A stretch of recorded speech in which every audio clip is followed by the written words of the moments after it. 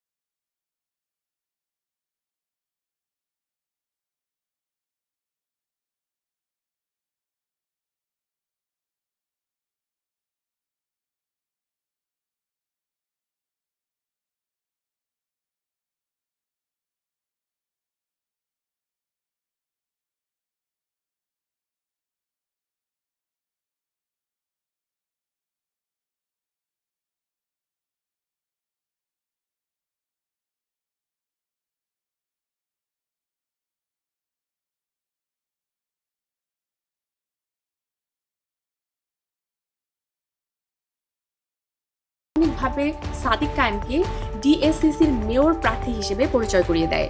এর মাধ্যমে গুঞ্জনটি একটি আনুষ্ঠানিক রূপ পেয়েছে।